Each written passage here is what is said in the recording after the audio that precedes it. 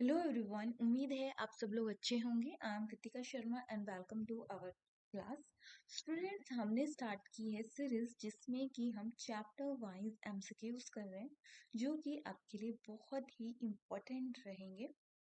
तो class start करने से पहले मैं आपको बताना चाहूँगी कि हमने स्टार्ट किया है एचपी टेट मेडिकल और नॉन मेडिकल वालों के लिए कंप्लीट कोर्स।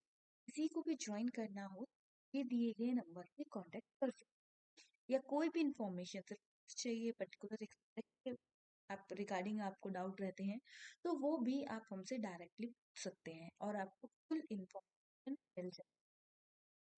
और हम अब स्टार्ट करते हैं।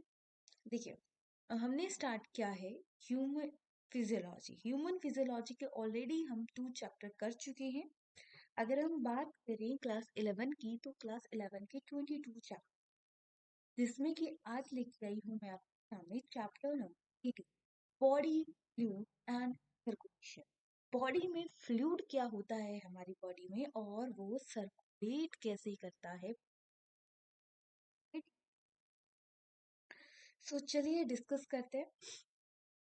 सो हमारा यहाँ पे फर्स्ट क्वेश्चन बनता है, blood vessel carry blood heart to body. तो हमारी बॉडी में जैसे कि पूरे सिस्टम होता है ना, पाइप्स बिछी होती हैं पानी की सप्लाई के लिए, वैसे ही हमारी बॉडी में भी एक पूरा सिस्टम होता है जिसमें कि ब्लड फ्लो कर। अच्छा, ब्लड काम क्या करता है? ब्लड एक तो न्यूट्रिएंट को ट्रांसपोर्टेशन में मदद करता है और एक गैसियस एक्सचेंज में मदद करता है, और दोनों ही हमारे डे टू डे लाइफ में बहुत ही इंपॉर्टेंट रोल प्ले करते हैं। सो ब्लड वेसल्स की बात करें, हम 3 मेन पढ़ते हैं, एक आर्टरीज, वेन्स एंड कैपिलरीज। अब 3 ये कैसी हैं? देखो, एक आर्टरीज होती हैं जो हार्ट ब्लड बॉडी तक पहुंचाती, ठीक है, यानी ऑक्सीजनेटेड ब्लड रहे।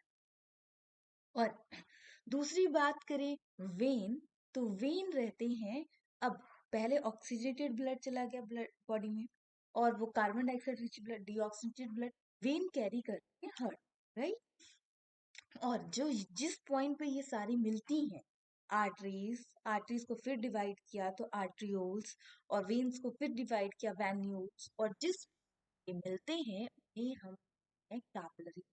यहाँ पे ये एक्सचेंज हो जाता है। सो बड़ा कॉम्प्लिकेटेड है ये प्रोसेस, कॉम्प्लिकेटेड भी है बट इजी भी है। देखिए, जैसे कि अब थोड़ा सा आप यहाँ पे समझेंगे, जैसे कि ये हार्ट है, राइट। तो हार्ट से कार्बन, जैसे कि ऑक्सीजन रिच ब्लड है, ब्लड में बॉडी में गया, बॉडी से कैरी करके इसमें आया, फिर से बैक करके हर्ट में आ गया, और हर्ट से फिर जाएगा लंग्स में, और लंग्स से चला जाएगा पूरी, मतलब बाहर निकल जाएगा डीऑक्सीजनेटेड ब्लड। फिर हम ऑक्सीजन लेंगे, ऑक्सीजन रिच ब्लड हमारे हर्ट जाएगा, हर्ट से बॉडी के पार्ट में जाएगा, बॉडी से फिर डीऑक्सीजनेटेड ब्लड कैरी होगा, फिर हर्ट में जाएगा, राइट, निकल लंग्स से जाके बाहर निकलता है।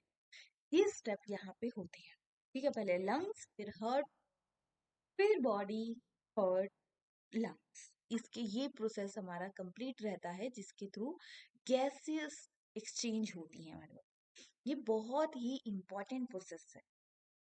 चलिए, आई थिंक आपको समझ आया होगा जो मैं आपको बताना चाहती हूँ। सो पहले तो हम बात करते हैं क्वेश्चंस की। तो ब्लड हार्ट टू बॉडी तो है आर्टरीज, और आर्टरीज में हमेशा तो देखो ना, ऊपर से जब उतराई में उतरना हो आपने तो फ्लो ज्यादा होता है, तो वैसे ही ब्लड जब हार्ट से बॉडी में जा रहा है तो वहां पे प्रेशर ज्यादा होगा, तो आर्टरीज, ये याद रखिएगा। और वेन क्या करते हैं? डीऑक्सीजनेटेड ब्लड कैरी करते हैं, मतलब carbon dioxide rich blood carry करते हैं। अब देखो, चढ़ाई चढ़नी तो आप थोड़ा सा स्लो डाउन करते हैं, तो वैसे ही यहाँ पे होता है लो प्रेशर। और ये कैसे रहते हैं? ये रहती थी ना, ठीक है? और वो होती है, ये दोनों में मेन डिफरेंस। और कैपिलरी पता लग गया, जहाँ पे आर्टरीज और वेन ज्वाइन करती हैं उन्हें हम कैपिलरीज बोलते हैं। अब देखो, क्वेश्चन को इस तरीके से फॉर्म किया गया है, जैसे कई बार आर्टरी से ही क्वेश्चन आता है, कई बार वेन से ही क्वेश्चन आता है, तो इन सब का सम अप आपको यहाँ पे किया गया है, तो इसलिए ये बहुत ज्यादा इंपॉर्टेंट है। देखिए, ह्यूमन फिजियोलॉजी के जितने भी टॉपिक, जितने भी चैप्टर्स, जितने भी एमसीक्यूज हैं, एक ही क्वेश्चन में एटलीस्ट आप 7 से 8 क्वेश्चन बने। अगर माना मैं यहाँ पे क्वेश्चंस, तो 125 क्वेश्चन आपकी एक क्लास में कवर हो रहे हैं, वो भी 25-30 मिनट। तो सोचो हाफ एन आवर में आपके 150 क्वेश्चन कंप्लीट हो रहे हैं। तो इसको ध्यान से समझेगा, ठीक है। एक बार स्पीड में देख लिया, थोड़ा नॉर्मल तरीके से देख लिया, और उसके बाद आपको लगता है कि रिवाइज करने की जरूरत है, तो अगेन आप इसको स्पीड में देख लीजिए। आपका टाइम भी बचेगा और आपको चीजें फिर से माइंड में चली भी जाएंगी। चलिए फिर नेक्स्ट क्वेश्चन की बात करते हैं। नेक्स्ट क्वेश्चन हमारा आता है tunica adventitia other name of. Tunica adventitia का अदर नेम क्या है? देखिए, अगर हम बात करें हमारे ब्लड वेसल्स की, तो ब्लड वेसल्स में 3 लेयर्स होती है, tunica externa, tunica media and tunica interna. तो इंटरना अंदर वाली दोनों में सेम रहती है, ट्यूनिका मीडिया मिडल वाली, और बाहर वाली आती है ट्यूनिका एक्सटर्ना। कैपलरीज हो चाहे वेन्स हो, तीनों में ये लेयर, बट डिपेंड करता है, ये किसी में एक स्ट्रॉन्ग होती है, दूसरी वीक होती है, राइट। तो ट्यूनिका एडवेंटिशिया नाम है ट्यूनिका एक्सटर्ना का, राइट। तो हमारे पास यहाँ पे ऑप्शन बन जाता है राइट, ऑप्शन सी। ये याद रखिएगा, अदर नेम से भी क्वेश्चन आ जाता है। Next question, which of the following not a connective tissue. Connective tissue की बात करें जो कनेक्शन बनाते हैं, ठीक है, औरों के साथ कनेक्टेड करके रह रहे हैं, तो इनमें से कौन सा रहेगा? तो ब्लड भी एक टाइप, ये कॉम्प्लेक्स हम बोल सकते हैं कनेक्टिव टिश्यू है। Bone also he connective tissue. Cartilage बात करें, ठीक है, सो यहाँ पे आ जाता है हमारे पास, कौन सा आएगा बता सकते हैं?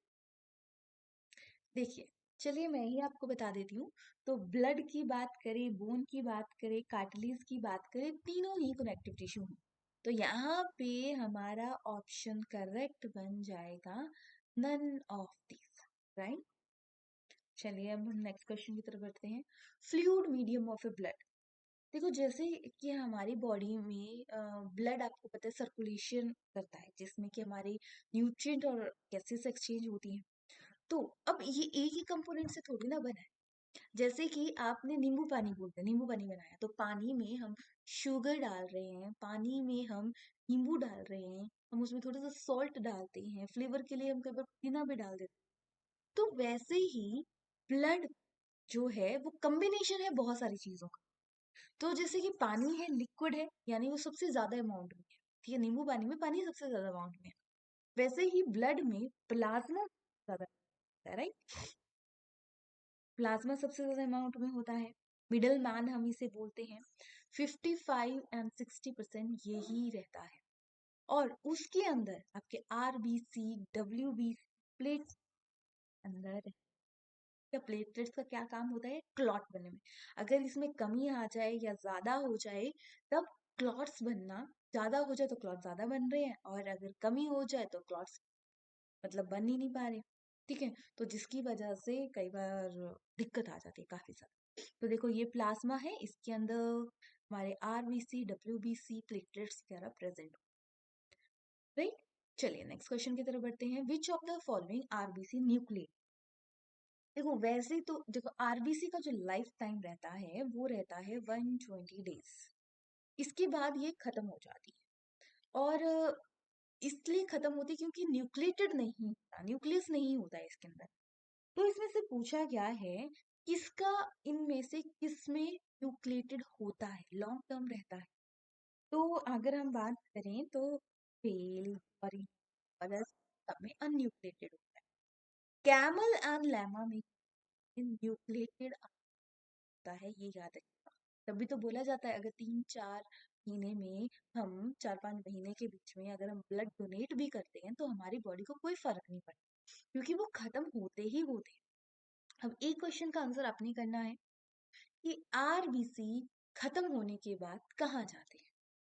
ग्रेवयार्ड ऑफ आरबीसी हम किसको बोलते हैं, ये आपका आंसर। चलिए फिर नेक्स्ट क्वेश्चन की तरफ बढ़ते हैं। Decrease in RBC count is called. RBC count decrease, तो सबसे पहले बात करेंगे ल्यूकोपेनिक, पैनिक, डब्ल्यूबीसी का डिक्रीज, डब्ल्यूबीसी, राइट। ल्यूकेमिया जिसमें कि कर जाता है ब्लड कैंसर के नाम से जानते हैं। अब देखो आरबीसी का कम हो यानी खून की कमी, प्रॉब्लम आती है एनीमिया। ठीक है, ऑप्शन हमारा बी करेक्ट रहता है। पॉलीसाइथीमिया की बात करें तो इसमें आता है इंक्रीज आर, देखो हर चीज का बढ़ना कम होना दोनों ही डेंजरस है। बढ़ जाए तब भी प्रॉब्लम है, कम हो जाए तब भी प्रॉब्लम, यानी हर चीज का बैलेंस बहुत ज्यादा जरूरी रहता है, राइट। चलिए फिर नेक्स्ट हम टॉपिक की बात करते हैं। तो हमारे पास नेक्स्ट क्वेश्चन आता है ग्रेवयार्ड। देखो अभी मैंने क्वेश्चन चीजें आ गई, चलिए इसका तो ग्रेवयार्ड ऑफ आर बी रहता है प्ले। क्या लीवर सबसे बड़ा ऑर्गन है, बोन स्ट्रॉन्गेस्ट हमें हमारी बॉडी स्ट्रक्चर बनाती है, पैनक्रियाज है आपको। ठीक है, चलिए इंसुलिन सिक्रीशन में मदद करता है। ठीक है, लॉन्गेस्ट ऑर्गन की बात करें तो पैनक्रियाज कंसीडर किया जाता है। Which of the following not a part of A granule. अब चलिए ये क्या है? देखो हमारे जो WBC है, व्हाइट ब्लड सेल है, वो दो पार्ट में बटे हैं। एक आता है ग्रेनुलोसाइट और एक आता है अग्रेनुलोसाइट। इससे बहुत बहुत क्वेश्चन आते हैं, कौन किस कैटेगरी में आता है, सारे क्वेश्चन आते हैं। तो सबसे पहले बात करेंगे ग्रेनुलोसाइट। इसमें आते हैं तीन, न्यूरोफिल, ईसोफिल, बेसोफिल। कौन कौन से आते हैं? न्यूरोफिल, ईसोफिल एंड बेसोफिल। न्यूरोफिल करते हैं अगर बोला जाए इन पांच में से, देखो जब कंसीडर किया जाता है ना तो ऑप्शन में पांच दिए जाते हैं, या क्वेश्चन ये भी आ सकता है कौन सा का है, कौन सा अग्रेनुलोसाइट का है। तो अगर सबसे ज्यादा अमाउंट की बात करें तो हमारे पास इन पांचों में 60 से 65% न्यूरोफिल्स रहते हैं, राइट। फिर हम बात करें फिर इस्रोफिल बोलेंगे, एलर्जी के लिए होता है, ठीक है, अगेंस्ट पैरासिटिक इन्फेक्शन। फिर बेसोफिल्स की, सॉरी बेसोफिल्स रहते हैं एलर्जी के लिए, और ठीक है, produce inflammation and allergic reaction. और ईसोफिल्स की बात करें ये एंटी एलर्जिक है, ठीक है, फाइट अगेंस्ट पैरासाइट एक्ट करेंगे। लिम्फोसाइट की बात करें तो लिम्फोसाइट एंटीबॉडी प्रोड्यूस करते हैं। देखो फर्स्ट नंबर पे ये, सेकेंड नंबर पे ये आते हैं 20 से 25%, जो कि हम तीन टाइप के रहते हैं इसमें, B cell, T cell and natural killer cell. इनके बारे में हम नेक्स्ट चैप्टर में डिस्कस करेंगे। तो ये जो लिम्फोसाइट्स रहते हैं ये एज ए एंटीबॉडीज एक्ट करते हैं, अगर हमारी बॉडी में कुछ आ जाए तो उससे हमें प्रोटेक्ट। अब बात करें मोनोसाइट, मोनोसाइट स्कवेंजर की तरह एक्ट करते हैं, वायरस से लड़ते हैं, तो एज ए सोल्जर होता है, कोई भी इसके अंदर आए तो attack, ठीक है। फिर हम बात एसिडोफिल, एलर्जी के लिए भी है, एलर्जी मतलब ब्लड से related, heparin and histamine secrete करता है। और यूसोफिल ये एंटी एलर्जिक है, पैरासिटिक इन्फेक्शन के लिए होता है, ठीक है। तो ये सारे रहते हैं। तो कई बार पूछा जाता है ग्रेनुलो बताओ इनमें से कौन सा ग्रेनुलोसाइट का नहीं है, बताइए इनमें से कौन सा अग्रेनुलोसाइट का नहीं है। क्वेश्चन पूछा जाता है कौन सा लार्ज अमाउंट में पाया जाता है, कौन सा सोल्जर एक्ट। देखो न्यूरोफिल पहले आने नहीं, सोल्जर दिखता है, बाकी कोई हैपरिन ज्यादा एंटीएलर्जिक होता है, कोई स्कैवेंजर एक्ट होता है, एंटीबॉडीज लड़ने के ताकत प्रोवाइड करता है, कि तो ये अलग अलग तरीके से क्वेश्चन पूछा जाता है। तो अगर हम इस चार्ट को अच्छे से समझ लें तो इसी से हमारे को 10 से 15 क्वेश्चन बन जाते हैं, क्योंकि इसके एक एक वर्ड से क्वेश्चन पूछा जाता है, ये आपको ध्यान में रखना। तो not a part of a granulocyte, यूरोफिल, एस्ट्रोफिल, यूसोफिल, मतलब बेसोफिल, ये तीनों क्या रहते हैं हमारे ग्रेनुलोसाइट पार्ट है, मोनोसाइट नहीं है। और कौन सा है? Lymph. Next question is life span of RBC. RBC का लाइफ स्पैन कितना रहता है? तो आरबीसी अगर डब्ल्यूबीसी की बात करें वो 3 to 4 days से खत्म भी हो जाती है, याद रखिएगा। ब्लड ग्रुप कवर, आपने सुना होगा A B blood group, blood A blood, तो ब्लड ग्रुप की डिस्कवरी किस, तो ब्लड ग्रुप ने की थी, रिपीट करके। तो जब मैं क्वेश्चन करवाती हूँ तो इन चीजों को आप रिपीट करो, ठीक है। कार्ल कॉक की बात करें, इसमें इन्होंने स्फैग्मो मैनोमीटर इंदुवन की बात करें, इन्होंने पीजी के बारे में बोला था, तो ये तीनों के तीनों याद है। अब इनमें से next question is which statement true regarding A B blood, A B blood group के अंदर कौन सी स्टेटमेंट करेक्ट है? देखो किसी में होता है, किसी में ब्लड ग्रुप होता है, किसी में O होता है, तो वो किस केस में होता है? देखो एक होता है एंटीजन, होता है एंटी। अगर एंटीजन एक है, एंटीजन का मतलब है जो सेल, सेल के बाहर जो एंटीबॉडी के अंदर, किसी अगर बाहर ए है तो ए, और बाहर बी एंटीजन है और अंदर ए एंटीबॉडी, बी, पर एंटीजन है और एंटीबॉडी नहीं है, तो इसलिए blood। तो एंटीजन कोई भी नहीं है, एंटीबॉडी ए और बी है, तो बनता है ब्लड ग्रुप। देखो बाहर कोई प्रोटेक्शन नहीं है, कोई दरवाजा नहीं है, तो ये क्या करता है, ठीक है, याद रखिएगा। अब मुझे बताना है इसका मेन रोल क्या है ओ ब्लड ग्रुप का। यूनिवर्सल डोनर एक्ट करता है या यूनिवर्सल एक्सेप्टर एक्ट, याद रखिए, ठीक है। ये आपको बताना है कमेंट सेक्शन में। देखो हर बार मैं क्वेश्चन इसलिए पूछती हूँ ताकि आपकी भी थोड़ी अलर्टनेस रहे, बताने को तो मैं भी बता दूंगी, इनमें मतलब ये तो जनरल चीज है, पता ही होती है, तो इसलिए जैसे ही आप पढ़ रहे हो उसको कमेंट सेक्शन में जरूर आंसर करिएगा। इन ओ या ए कौन सा यूनिवर्सल डोनर है और कौन सा यूनिवर्सल एक्सेप्टर है, ये चीज आपको पता है, ठीक है। चलिए नेक्स्ट क्वेश्चन की तरफ बढ़ते हैं। ये देख सकते हैं आप, ठीक है, चलो यहाँ पे भी लिखा है वैसे तो, आप यहाँ से भी देख सकते हैं। यूनिवर्सल एक्सेप्टर ए बी और डोनर का आता है ओ, ठीक है, बट ये ले नहीं सकता सब, ये ओ से ही ले सकता। अब vitamin which help in A blood clot, देखो विटामिन को हमें बट अगर ये ना हो बॉडी में तो भी प्रॉब्लम।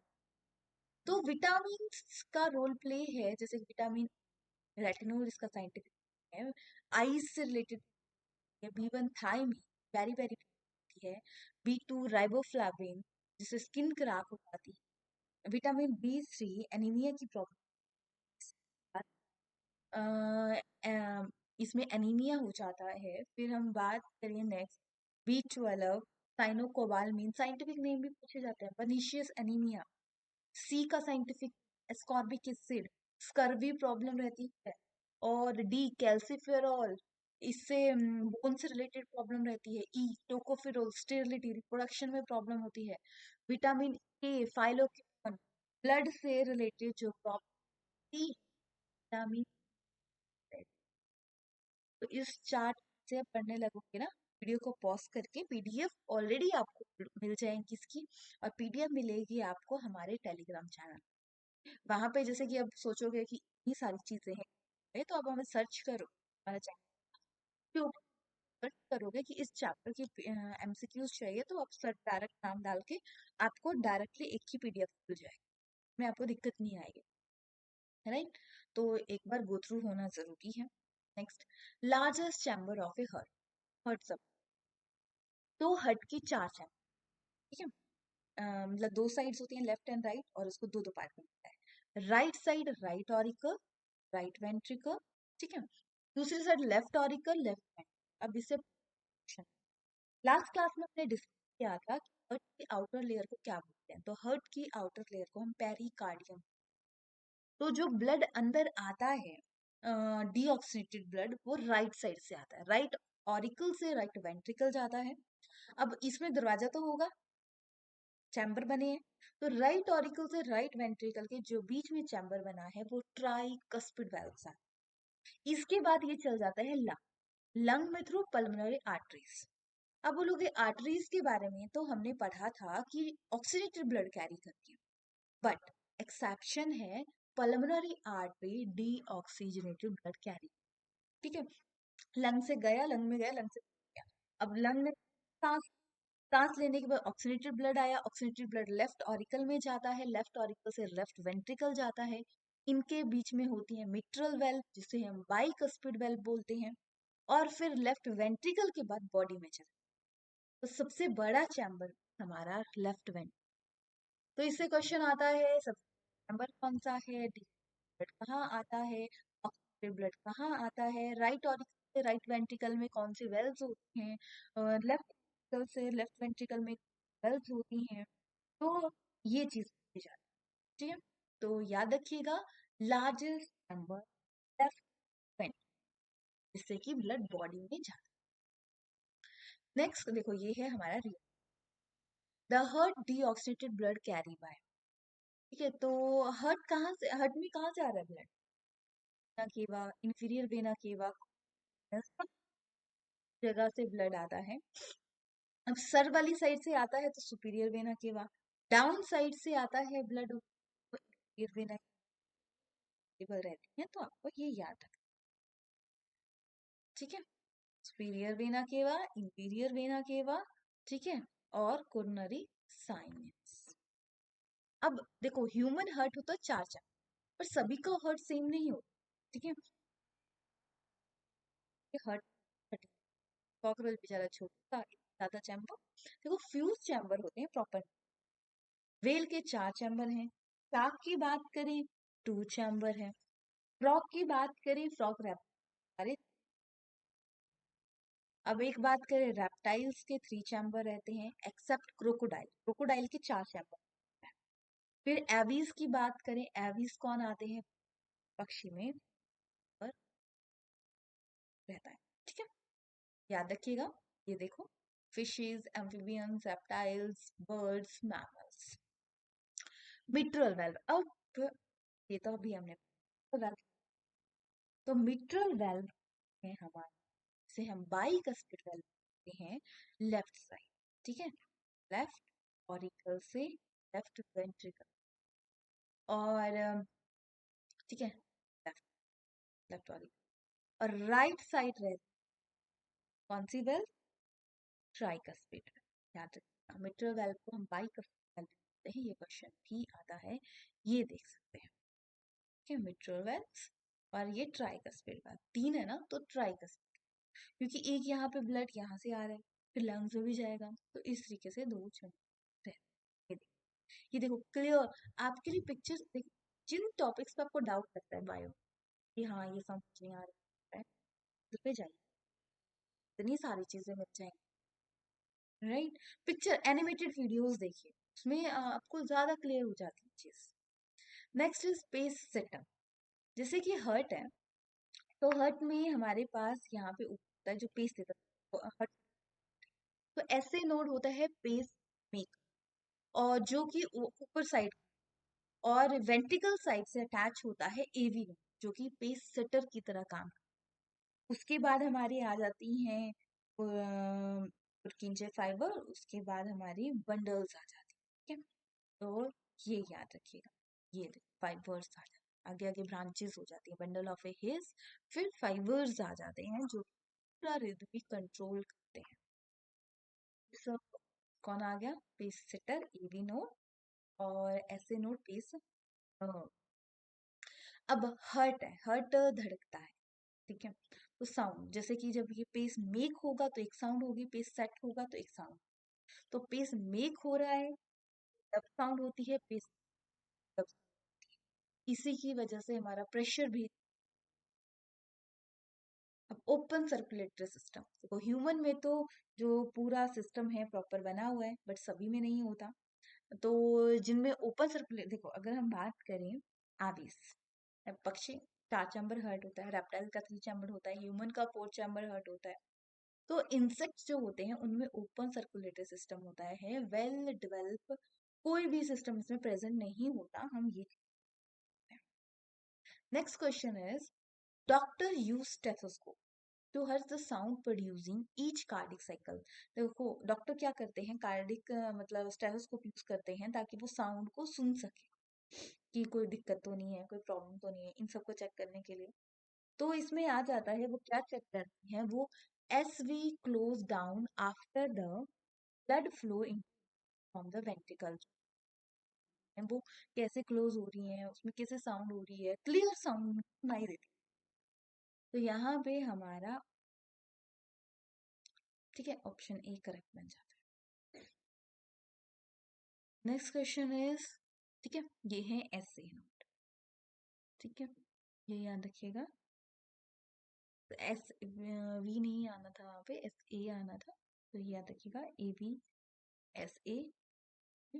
साइनोवेंट्रिकल मतलब वो जो साउंड प्रोड्यूस होती है वो याद रखना है। देखो ये है पुरकिंजे फाइबर, ठीक है।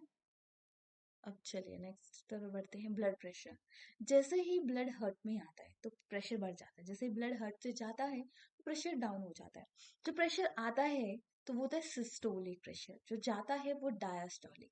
तो कई बार ये उल्टा भी पूछा, जनरली अगर आपको नहीं बताया है कितना सिस्टोलिक कितना डायस्टोलिक तो आप कुछ भी कर सकते हो, ठीक है। पर अगर सिस्टोलिक डायस्टोलिक बताया है या डायस्टोलिक सिस्टोलिक बताया है तो ध्यान में रखिएगा, सिस्टोलिक प्रेशर हमेशा बड़ा होता है, प्रेशर सब बढ़ता है। तो जो नॉर्मल पर्सन का रहता है वो तो रहता है 120, मतलब अगर हम बात करें 128, जैसे कि अगर ये डायस्टोल है, ये सिस्ट, ठीक है। और 90 टू 55 है न्यू बॉर्न, और 150 ओल्ड एज में रहता है। और हाई, जैसे कि अगर अगर इतना नॉर्मल नहीं रहता है ना तो यानी कोई दिक्कत है, ठीक है। तो इसके बेसिस हमें चेक कराना चाहिए, वरना बॉडी में प्रॉब्लम हो।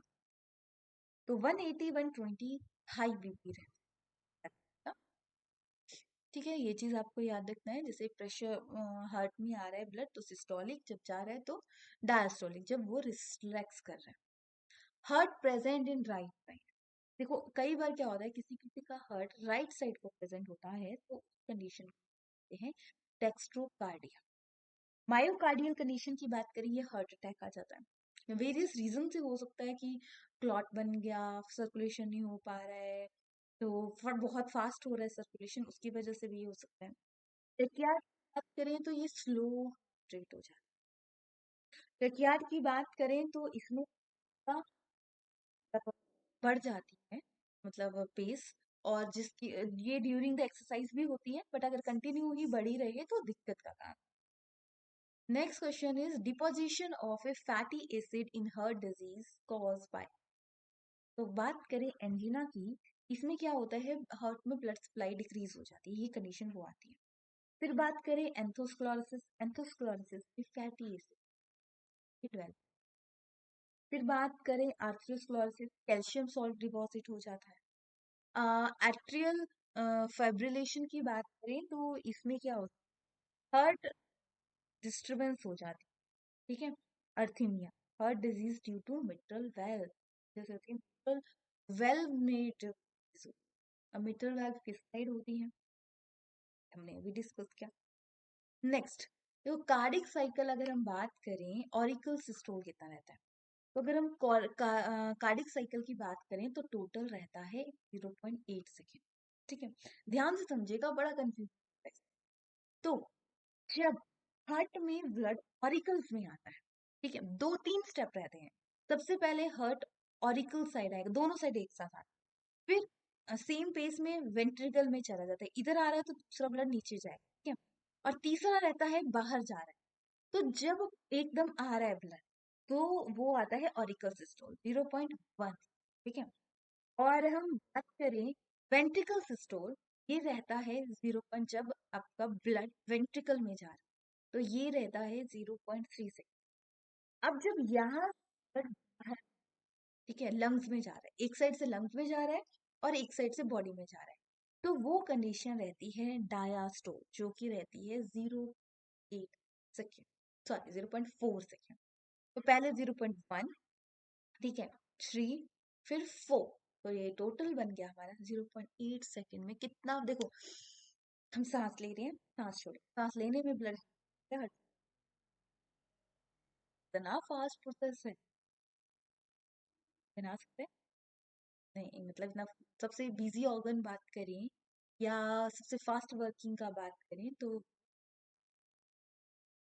Auricle systole 0.1 second, ventricle systole 0.3 second, cardiac diastole देखो ये 0.4 टाइम है। इस टाइम में सिस्टोलिक प्रेशर है क्योंकि हार्ट में अभी ब्लड है, जब हार्ट से चला गया जो डायस्टोल आ जाता है तो 0.4 सेकेंड का रहता है, ये याद रखिए। अब देखिए ईसीजी आता है, ईसीजी से हार्ट का चेक किया जाता है। आपने कहीं ना कहीं देखा होगा, बहुत लंबी सी पर्ची देखी जाती है। तो याद रखिएगा वो लंबी पर्ची जो होती है कुछ ऐसे जैसी होती है। तो इसमें डॉक्टर क्या देख के बता देता है, तो इसमें वेव्स देखता है, जैसे कि PQRST ये वेव्स रहती हैं। तो पी वेव डाउन अप होती है, क्यू वेव डाउन होती है, आर वेव ऊपर होती है, एस वेव डाउन होती है, और टी वेव फिर ऊपर होती है। तो ये 5 वेव्स में अगर अप डाउन या गड़बड़ रहती है तो देखा जाता है कि कोई ना कोई प्रॉब्लम है। तो अगर हम बात करें जो अप वाली है उन्हें हम पॉजिटिव वेव बोलेंगे, और जो डाउन वाली हैं वो नेगेटिव रहती हैं। तो PRT ये अप वाली है यानी पॉजिटिव वेव। और जब बात करें जो डाउन वाली है वो आती है, याद रखिएगा नेगेटिव वेव। ऐसे क्वेश्चन आ देखिए यहाँ पे लिखा है, क्या बताता है, P बताता है डीपोलराइजेशन ऑफ ए आर्टेरियल इन ऐसे नोट। क्यू जैसे PR इंटरवल बताता है डिलेइंग एवी नोट, जैसे कि अब ये कम हो गया ज्यादा हो गया इसकी वजह से पता लगाते हैं कि प्रॉब्लम है पर्सन। ठीक है, ये चीजें आती हैं। सो इसके साथ आप ये डाउट सेक्शन में जरूर बताइएगा, और किसी को पर्सनली बात करनी हो पर तो भी आप नीचे दिए पे कॉन्टेक्ट, डेफिनेटली आप फुल ऑन गाइडेंस दी जाए। चलिए ये था आज की क्लास के बारे में। बाकी क्लास ख्याल रखिएगा, स्टे हेल्थी।